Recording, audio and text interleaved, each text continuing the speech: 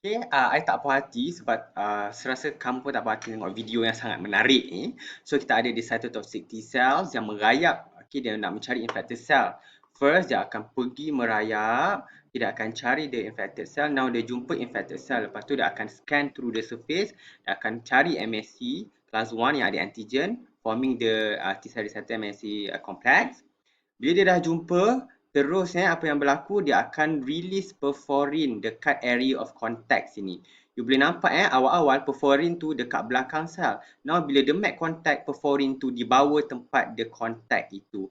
Pada ketika itulah perforin akan release and dia akan kill the infected cells. Okay, boleh nampak ini adalah gambar yang ini video yang betul I cari.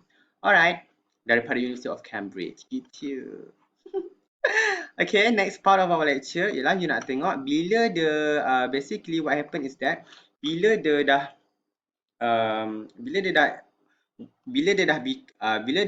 activated, sabar jap.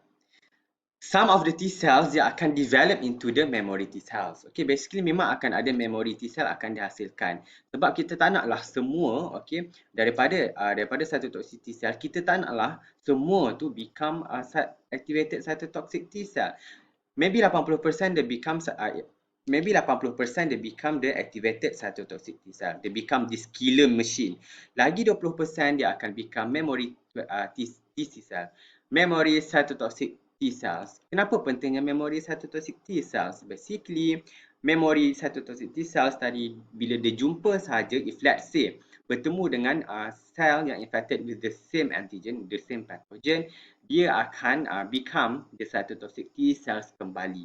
Okay, let's say memory satu toxic T cell ni, the memory tadi dia jumpa dengan the antigen. Okay, after that exposure dengan antigen terus dia akan become the satu toxic T cell. Okay, dan juga dia akan become, some of them become the memory. Yang memory tadi dia akan remain lah. Okay, dia akan stay saja in the future kalau jumpa balik the same antigen, tetapi kalau tak jumpa then dia stay saja. But the thing is that, okay, di satu toxic T cell dia akan carilah cells yang ada this antigen and dia akan bunuhlah the pathogen. Alright, so basically inilah pentingnya memory so that adanya long lasting. Okay, this memory satu toxic T cells dia akan proliferate rapidly. After that, dia akan form this satu toxic T cells and another memory cell, dan this cycle akan repeat sekiranya dijumpa dengan the same antigen. Cuma the activated satu toxic T cell akan release perforin and granzyme juga, and the cycle akan continue if exposed to the same antigen again. Okay, this one memory cell, tak kisahlah satu toxic T cell ke memory B cell, dia important sebab dia yang akan promote the long lasting immune response dalam badan kita. That's why the third line of defense is sangat-sangat penting. Itu adalah cell mediated immune response by the cytotoxic T cells. Okay, T helper cell juga. Okay, you kena tahu T helper cell selain daripada dia activate the cytotoxic T cells, dia akan activate this B cell. Okay, interleukin 2 daripada T helper cell akan cause the activation of the B cell. Okay, cuma cerita dia sekarang, okay, B cell tadi bila activate akan produce this plasma cell. Cuma cerita dia sekarang macam mana dia activated, mari kita tengok. So essentially the humoral immune cell dia akan involve B cell, which is an antigen presenting cell. Maksudnya sekarang, okay, B cell itu sendiri dia ada MSC class 1 dan juga MSC class 2. Sama macam macrophage dekat the one yang activate the T helper cell, dia ada MSC class 2. Okay, B cells pun ada MSC class 2. Maksudnya bila dia ada MSC class 2, okay, dia boleh bind dengan T helper cell. Okay, dia boleh bind dengan T helper cells. Okay, yang ni adalah slide yang sebelum ini. Kita tengok slide ni. I said apa? Kalau ada MSC class 2, you boleh bind dengan T helper cell. Okay, kalau you ada MSC class 1, you boleh bind dengan satu toxic T cell. Ini yang kita tengok dalam cell mediated immune response. Now, dalam humoral immune response, you boleh nampak pentingnya MSC class 2 sebab selain daripada deactivate T helper cells, dia juga penting untuk B cells bind dengan the T helper cell. Okay, so B cells itu tadi, dia adalah APC. Bila kata APC, dia juga ada MSC kelas 2. Bila dia ada MSC kelas 2, dia boleh bind dengan T helper cells. Bila dia bind dengan the activated T helper cell, the same yang activated by the macrophage, apa berlaku ialah binding of the T helper cells dekat the B cell melalui MSC kelas 2, dia akan activate the B cells. B cell ni kompleks sikit sebab dia memerlukan dua benda, interleukin 2 dan juga activated T helper cell untuk bind, baru B cell tu become activated. Jadi, itu yang saya cakap, in order untuk inactive B cells to fully activated, dia require dua events. Okay? Tak payah 3 event lah, nanti you tak faham. Okay, tukar sini. Sekejap. Saya tukar. For your level, awak perlu tahu dua saja. Okay. Okay, in order untuk B cells activated, dia require dua events. Okay, dua things yang paling penting. First one adalah, of course lah, dia memerlukan interleukin 2 that is released by the activated T helper cell. Yang ni memang akan release, sama juga. This one juga akan activate cytotoxic T cell. Dia juga akan activate B cell. Tetapi B cell tak cukup activate lagi. B cell memerlukan satu lagi, iaitu yang kedua, dia memerlukan the binding of activated T helper cells kepada dia punya MSC kelas 2.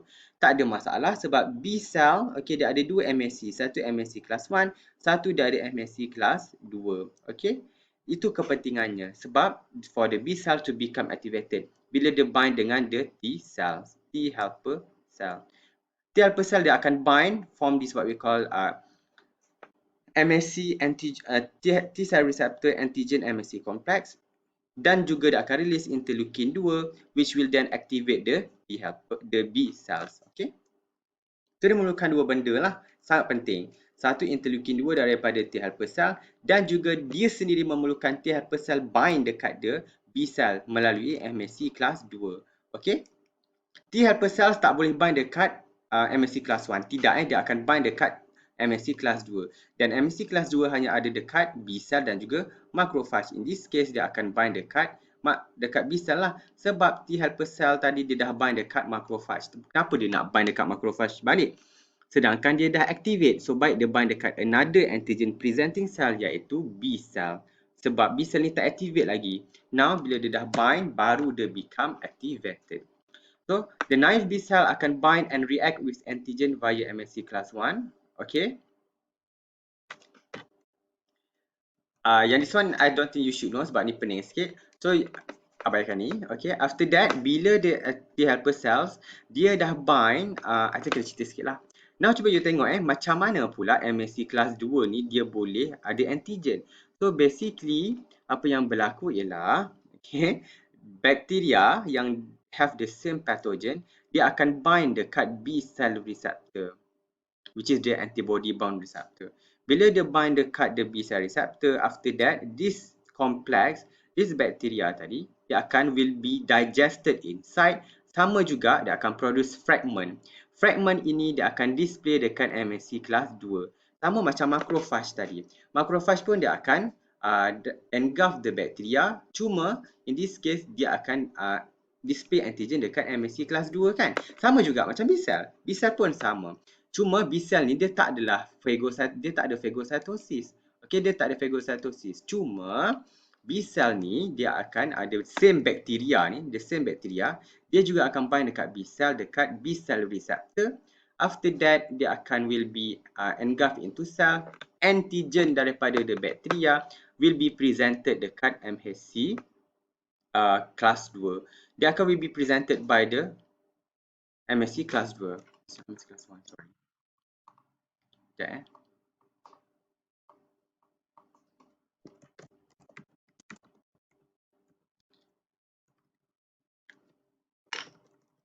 So, the bacteria dia akan bind, okay. Dia akan bind dengan the B cell receptor. Bila dah bind dengan B cell receptor, barulah dia akan form, dia akan display the antigen dekat MSC class 2 sama macam macrophage. Okay. After that, bila dah ada MSC class 2 ni dah ada antigen, you bayangkan sini ada antigen, barulah the T helper cell dia akan datang, dia akan recognize dengan dia punya T cell receptor. Sebabkan ada T cell receptor, antigen and now MHC akan form this what we call T cell receptor antigen MHC complex. Okay. Ini adalah yang pertama, okey, signal yang pertama, dan disebabkan T helper cell tadi dah activate, dia sendiri akan release interleukin 2 dekat the B cell. Okey, bila ada these dua benda, barulah B cells become activated. Okey, the activated T helper cell also release interleukin 2. These two, signal 1 and signal 2, cukup untuk activate the B cell. Now B cell akan activate. Bila B cell activate, dia akan proliferate, okay? Dia akan proliferate and differentiate. Dia akan increase in number dulu, baru dia akan berubah bentuk. Ingat macam tu, dia tak akan berubah bentuk baru dia proliferate, tidak. Dia akan increase in number dulu, baru dia akan proliferate kepada, differentiate kepada dua sel, plasma cell dan memory B cells. Okay, plasma cell dia akan produce antibody lah, which is primarily IgG ataupun IgM. Okay, di mana antibody dia dah akan carry out the antigen antibody reaction, which is neutralization, opsonization and activate the complement pathway. You boleh nampak this one antibody yang akan memainkan peranan in this response. That's why dia adalah antibody mediated immune response ataupun kita panggil humoral immune response. Okay, sebab adanya eventually bila B cell dah activate, dia akan release antibody. Antibody yang akan carry out the immune reactions lah, neutralization, opsonization and complement fixation. Itu adalah plasma cell. How about the memory B cell? Apa yang berlaku dekat memory B cell? Memory B cells, okay, dah nama pun memory, sama juga macam cytotoxic T cell. Bila dia jumpa the same antigen in the future, dia akan berubah terus kepada plasma cells and dia akan remain, some of them akan remain sebagai memory B cell. Bila dia berubah kepada memory B cells, now kepada plasma cells, now dia akan release antibody. Plasma cell, sebabkan plasma cell banyak rough endoplasmic reticulum kan. So plasma cell akan produce antibody. Now antibody akan carry out the neutralization, opsonization, complement fixation. Okay. Dan memory B cells tadi akan remain lah. Tak semua akan bertukar kepada plasma cell. Some of them dia akan retain memory B cell. Means that plasma cell akan berada dalam the memory B cell, akan berada dalam badan kita for a long period of time. That's why kita takkan dapat penyakit sesenang itu saja. Kalau you pernah dapat, let's say you pernah dapat chicken pox kan, you dapat sekali seumur hidup saja. Kenapa? Bila you jumpa the same virus, which is the varicella zoster virus, you jumpa the virus of the chicken pox, you jumpa sekali, you terus dapat chicken pox, memory B cell terhadap chicken pox itu dihasilkan. Now, bila you kali kedua you jumpa the zoster virus, disebabkan ada memory B cell, dia terus become plasma cell. Now, dia terus prevent the virus daripada cause infection. That's why kita tak akan dapat the chicken pox kali kedua disebabkan adanya memory B cells yang akan become plasma cell directly bila ada jumpa the zoster virus ataupun the chicken pox virus for the second berjuta-juta kali times pun tak apa sebab adanya memory B cells. That's why penting memory B cell for the long lasting immunity. Okay, inilah dia yang saya explain tadi. Okay, basically bila ada antigen the first exposure, dia akan engulfed by the macrophage. Macrophage akan stimulate the T helper cells to become activated. T helper cell dia akan release interleukin 2, di mana interleukin 2 tadi dia akan stimulate cytotoxic T cell.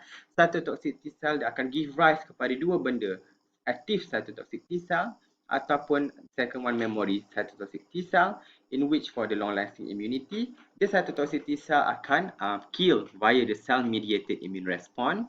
Okay. Kalau T helper cells pula dia akan stimulate, okay, dia akan directly, dia akan berjumpa dengan B cell dan dia juga akan release interleukin 2 untuk activate the B cells. Kenapa bila dia activate B cells? B cell tadi bila dia activate, dia akan become plasma cell yang akan release antibody. Antibody akan carry out immune reaction, that's why dia adalah antibody mediated immune response. Memory B cells dia akan remain dalam body, bila jumpa the second exposure of antigen, terus dia become the plasma cells. Okay, itu adalah the two types of immune response for the third line of defense. Okay, alright.